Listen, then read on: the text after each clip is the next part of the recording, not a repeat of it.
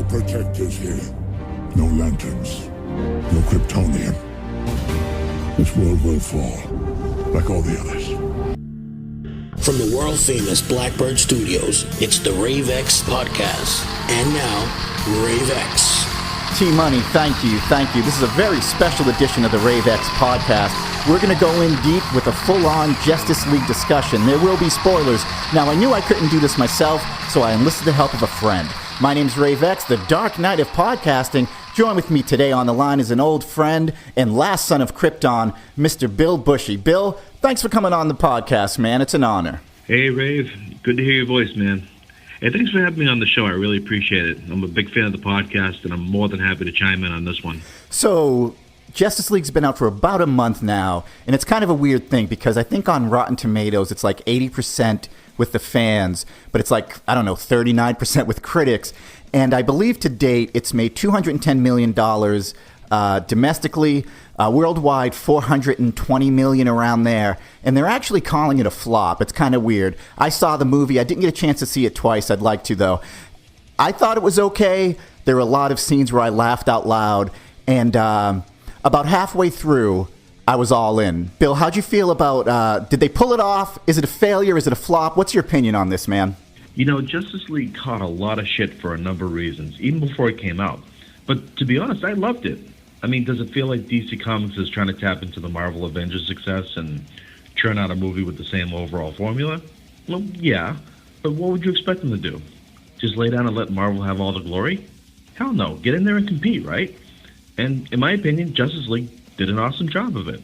I agree, Bill. But, this isn't a review. As I said at the top of the show, I want to talk about the nuts and bolts and the behind-the-scenes stuff of this movie, really pull the curtain back. A lot of people may not be aware, but Zack Snyder had a personal tragedy. He had to step away from Justice League. Joss Whedon from Avengers and all those movies, he had to jump in with Zack Snyder's blessing and kind of finish the movie, and we got a shit ton of reshoots, and then he kind of chopped it up to how he thought the movie should be, which was a lighter tone. Also, a lot of things ended up on the cutting room floor, so you have all of these characters together in Justice League for the first time, and you really don't get a lot of backstory for them. It's just like, boom, Justice League, bitch. We do get a great scene in the beginning with Batman. There's a great scene shortly after that with Wonder Woman. But I was just wondering, what do people think about not getting the backstory for a lot of these heroes? You get little glimpses and flashes, and when Marvel did it, Marvel had all these solo movies, and then boom, Avengers. We kind of got a couple of movies, and then Justice League. Did it fall flat? I mean, for me, I know these characters. I grew up with them. But what do you think about that, Bill? Well, we don't get a lot of character exposition in Justice League. I mean, DC put out 2 subpar Superman movies. Yeah, I know what you're saying. I liked Man of Steel, One though. with the Affleck Batman, and they rebounded with a great Wonder Woman movie, but that's pretty much all the exposition that we get before Justice League. And that's just for the 3 principal characters, which means that we're meeting these other 3 superheroes for the first time here. You're totally right, man. And I think that, if people like us, we know these characters, but if you just kind of walked in there, you kind of probably don't know what's going on. And when the movie started and the lights went down in the theater, and the first shot you get is Batman on the roof catching the bad guy, and then the parademons come out. For a second, I forgot I was in a Justice League movie. It took me back to the 1989 Michael Keaton Batman movie when you get that first shot of the 2 guys up on the roof. Very similar, and then Batman's kind of watching them, and he comes down, and he holds the guy over the roof and says, "I'm Batman," Part of me just kind of wished that we just would have kept going with just a Batman movie. Now, apparently we're going to get one at some point. Ben Affleck might be not attached to it. Who even knows what's going on with that? But that first shot with Batman, I thought that was a great opening shot. Ben Affleck does a great, his version of Batman is great. His version of Bruce Wayne is awesome. And I really liked how they portrayed him in this movie, man. I got to tell you, I liked Batman a lot better in this movie than in the Batman v Superman Well, one. Batman v Superman, he was just cruel and mean. I mean, his suit had a beefier look to it. It didn't look like it was pieced together with glue. I kind of liked that gray duct tape together suit, man. That shit was kind of dope, I think. The cowl looked great, and his overall appearance looked really good. They also added a lot of flawed humanity to his character here, which I liked. I totally agree, man. And there's one line where he says to Alfred, he's more human than I am. I mean, I've been running around here in a bat suit. I'm a fucking sociopath. Clark Kent went out and got a job and fell in love and had a family. He's more human than I am, he says. And I thought that was a great line, man. Ben Affleck has some great Batman lines. When he's talking to the Flash, when they first meet up with the parademons, and the Flash is like, okay, wait, I'm afraid of bugs and guns. And he's got this great line, man. It was a very zen line. At least that's the way I interpreted it. He says to the Flash, just save one. And Barry Allen's like, what? He goes, just save one person. And, of course, the Flash is like, he's all freaking out. And he goes, and then what? And Batman says, you'll know what to do. And I thought that was really cool, man. Great character development here for Batman. His admission that he can barely keep his Batman act up now is a sobering reminder, at least to me, that, yeah, the man's getting old. Interesting that you brought that up, man, because a lot of people are saying that was Ben Affleck's way of sort of getting out of the Batman role, just kind of saying, oh, I'm beaten and I'm broken and I can't do it. So in the Flashpoint movie, what they're going to say is that's when they're going to reboot it and have a completely new Batman. But yeah. I mean, he straight up got his ass handed to him by Superman. Just tossed him aside like a ragdoll bitch. Bill, that's a great segue. I couldn't have done it better myself. So let's talk about Superman, because here's the thing. A lot of people don't know this. Superman was supposed to be resurrected by Steppenwolf to fight on his side. And if you know the sort of the legend of Superman and the death of Superman, when he comes back from the dead, he's wearing this black Kryptonian suit. And that was actually in the movie. There's confirmation from a cinematographer that said that we filmed some shots with that black suit and it's a cool costume. It just didn't end up in the movie. And what happened was they changed the whole thing because they didn't want Superman to be so angry and mean. And that's why you got the resurrection where we're going to drop the mother box in the water and the Flash has to touch it and then he's going to come back. And really it was just Steppenwolf bringing him back. He was supposed to be in the full-on black suit, blasting people down with his heat vision, and they changed the whole thing, man. And that's why they had to get Henry Cavill back. Bill, I know you're a huge fan of Superman, and also being a descendant of Kryptonians yourself, how do you feel they handled the Man of Steel in this movie, man? I thought it was all right. Man, I gotta tell you, I'm a huge, huge Superman mark. So his first scene where he kicks the shit out of the Justice League was easily my favorite. Yeah, man, I really like that whole thing at the Superman monument when he's beating up all the Justice League members. There's this great scene where they're all on him. He's got one person by the throat, and he's got another person over here, and they're all trying to tackle him. And the Flash decides he's going to run around Superman. Fucking amazing scene where you see Superman, Henry Cavill, just sort of roll his eyes to the left like he can see the Flash. The Flash is moving at the speed of lightning, and Superman just looks over ever so slightly at the Flash trying to run behind him. And the look on Ezra Miller's face is absolutely priceless, man. His mouth's open, his eyes get real big, and he's like, holy shit, he knows I'm coming, he can see me. I thought that was cool, man. I mean, how bad does it suck to have your ass handed to you by a dude who just got done being a corpse 2 minutes ago? I mean, I don't want to go over budget on time in this podcast, but I could gush about Superman for hours, but I'll say this. His suit is a huge improvement over previous versions. Yeah, man, I definitely dig the suit. You know the closing credits where they had that scene where Superman agrees to race the Flash? Yeah, that was a good scene at the end. Well, here we got that really good look at Superman's newest suit. Because in Man of Steel, I complained that Superman's suit was just too dark. Dark blue, dark maroon, a muddy mustard emblem, and a cape that looked like a fucking dirty stage curtain. Bill, in his defense, I believe his cape was a dirty stage curtain. So, what are you going to do? I thought, the suit might actually look pretty cool if they brightened the colors up a bit. I agree, man. I definitely like the suit. Even though no red panties, that's fine with me. I think the new Superman suit, making it a Kryptonian thing, I like the symbol. Really nice, man. Definitely good job with that they did. Well, someone must have listened to me. Either that or they have the same idea, because the suit's now a brighter blue color with a clear, shiny emblem. And while, yeah, I'm still old school, I agree that he shouldn't wear red underwear. But it would be nice if they could include a few red accents down near the middle to kind of even out the colors a bit. Yeah, man, Superman definitely kicking ass and taking names. The only problem I had was, like I said, his resurrection scene. There's a scene where the Flash and Cyborg are out late at night, and they're fucking digging up Clark Kent's grave. The whole thing was stupid, and I feel like when Superman died in the comic books, he came back because he was never actually dead, right? Yeah, nerd, I get it. Superman's always charged up with so much solar energy that he can't actually die, man, so he just came back on his own. Bringing him back, as the Flash said, pet cemetery. Yeah, they fucking pet cemeteried Superman. And it was really tough for me watching the movie because all I heard for the last 2 weeks before the movie came out is how they had to CGI off Henry Cavill's mustache, man. Now, if people don't know the story, Justice League wrapped principal photography. Henry Cavill went on to Mission Impossible 6, which comes out next year, and he's supposed to play like a British sniper guy with a big mustache. Now, he was contractually obligated that he could not shave his mustache. So when he had to go back and do reshoots, what Warner Brothers did is they said, look, if he shaves off the mustache, we'll buy you the best fake mustache money can buy. Paramount Pictures said, no, go fuck yourself. They said, well, look, we took some footage of Henry Cavill and we CGI'd a mustache onto him, and it looks 10 times better. If we got to take the mustache off, man, that shit's going to look crazy. And I got to tell you, man, that first scene where they show Superman and there are kids that are like, Superman, can we interview you for our podcast? I just couldn't get over how stupid his mouth looked, man. He had that Kobe Bryant look when Kobe Bryant misses a shot and he does that thing where he sticks his tongue between his teeth and his lip. It just looks stupid, man. Anytime they showed Henry Cavill, his upper lip looked like it had like an Instagram filter on it, man. I was real disappointed at that, man. I had the benefit of not having heard that Henry Cavill had a mustache that needed to be CGI'd out. Oh, lucky you, man, because it kind of ruined it for me. I didn't even notice anything amiss.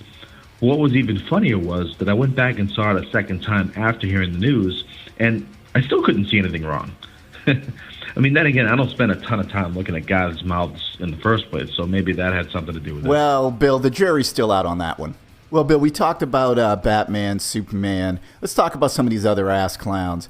I'm a huge fan of the CW show, The Flash. I think they do it perfectly on TV. So now we got a big cinematic version of The Flash, who I thought was funny, didn't like his suit. I don't like Ezra Miller. But what did you think about The Flash in Justice League, man? I don't know. We don't get a whole lot of Barry Allen exposition in the movie. And what little we did get, I didn't really care about anyway. I mean, call me cold, but I didn't really care that he had a dad in prison. Yeah, I think a lot of people kind of was scratching their head about that because they really didn't explain it too well. You kind of have to watch the TV show, and it's some new 52 shit in the comic books. I think DC Comics was kind of banking on us already knowing who the Flash and Cyborg were, because we didn't get a whole lot of Victor Stone expo either.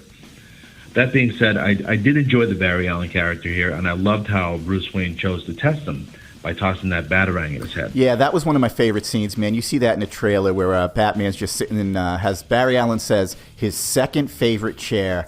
And what I love about Ben Affleck as Batman is when he throws that batarang, if you look at his feet, his arms, his posturing, that's kind of how someone would throw a batarang if they've been doing it for 25 years, man. That was a great scene. So what'd you think about Cyborg, man? I wasn't crazy about Cyborg in the beginning, but in the end, I thought it was really cool. The thing I didn't like is how his suit looked like Transformers, a bunch of little moving parts. And I hated that. And at the very end, you see he's upgrading himself to give himself like a shell. I always said, they should have just done it like RoboCop, give him a real suit. What'd you think about Cyborg? Not a big Cyborg fan, to be quite honest, and had it not been for his connection with the Mother Box, he'd have been a far less relevant character in the movie anyway. Yeah, but, they got to have some type of African-American character in here, man. They got to have some type of diversity. But, I think the star of the show was Wonder Woman, man. Gal Gadot does a great job, and it was really good to see her again after seeing her in the Wonder Woman movie. So her character's kind of fleshed out a lot more, and I thought Wonder Woman was fucking awesome, bro. Oh, Wonder Woman. What can I say, man? She's awesome. And her first scenes of the movie were spectacular. I mean, they packed lots of great action in just a couple of minutes. The bomb toss, her bullet deflecting scene.